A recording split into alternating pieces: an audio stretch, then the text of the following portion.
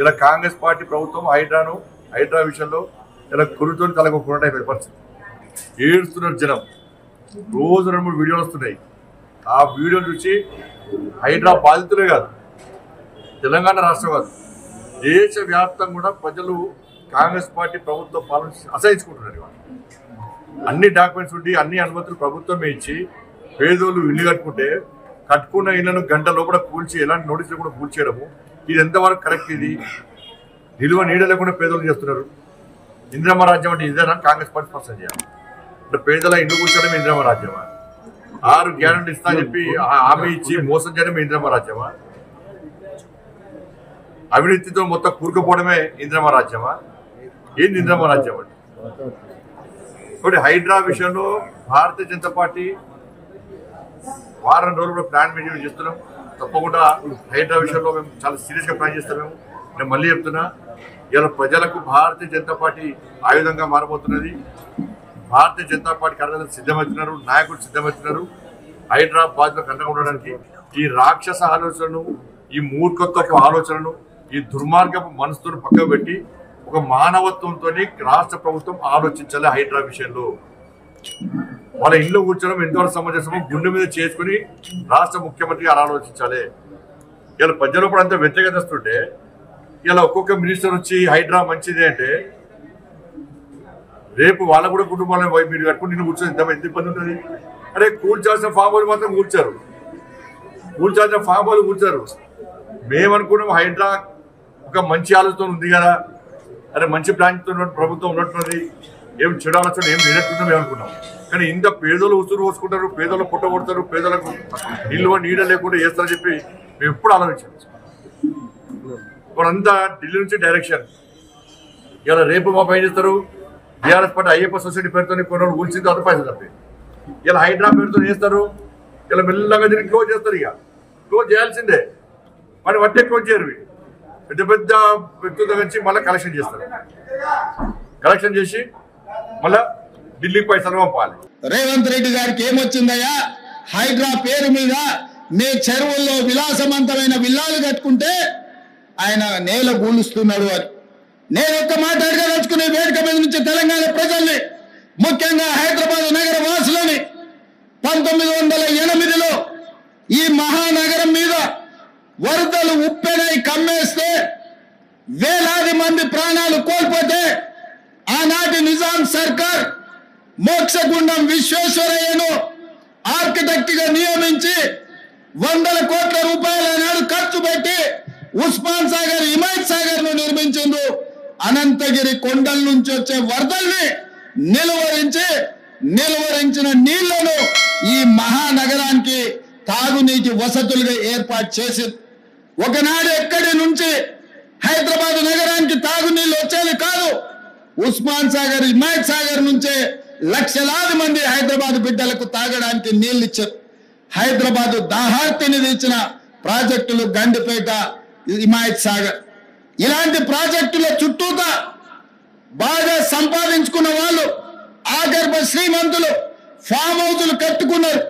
వాళ్ళు ఫామ్ హౌజులు కట్టుకుంటే మనకు అభ్యంతరం లేదు, వాళ్ళు సంతోషంగా ఉండడమే మనకు కావాల్సింది. కానీ ఆ ఫామ్ హౌజులలో ఉన్న డ్రైనేజ్ కనెక్షన్ లేదు. వాళ్ళ డ్రైనేజ్ తీసుకొచ్చి గండిపేట నీళ్ళలో కలిపిండ్రు.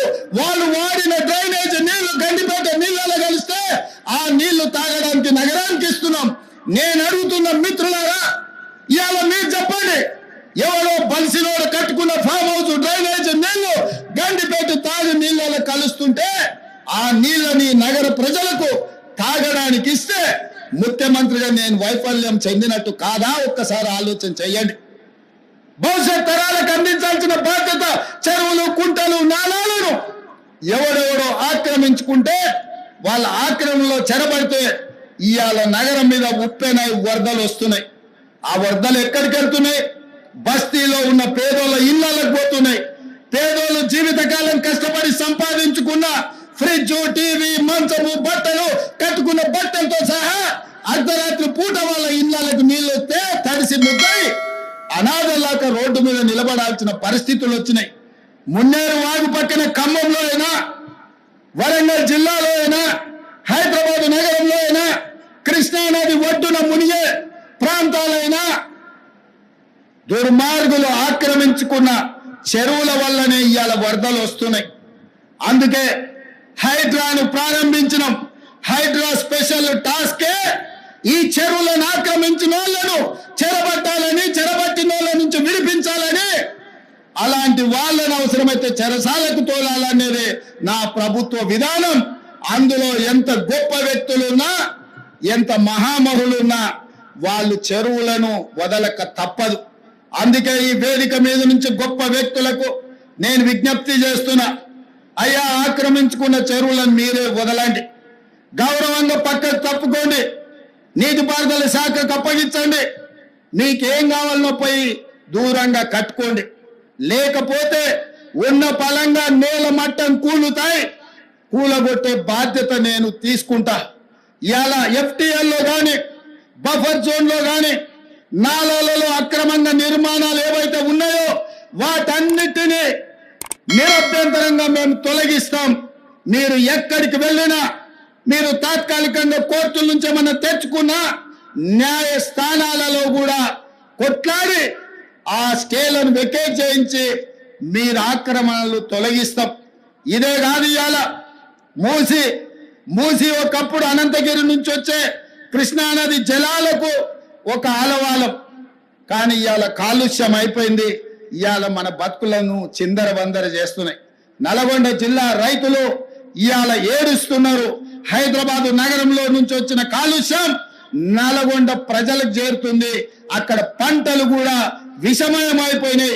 మా కోమటిరెడ్డి వెంకటరెడ్డి గారు పదే పదే నా దృష్టికి తీసుకొచ్చి నల్గొండకు వస్తున్న కాలుష్యాన్ని నియంత్రించండి, మూసిని ప్రక్షాళన చెయ్యండి అని.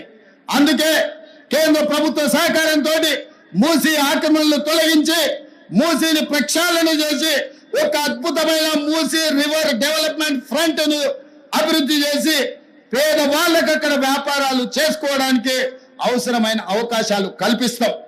మరి ఇవాళ మూసి పరివాహక ప్రాంతంలో పేదలు ఆక్రమించుకొని ఉన్నారు, జిల్లాల నుంచి వచ్చి ఇల్లు కట్టుకొని ఉన్నారు, రూపాయి కూడబెట్టి గుడిసెలేసుకొని బ్రతుకుతున్నారు.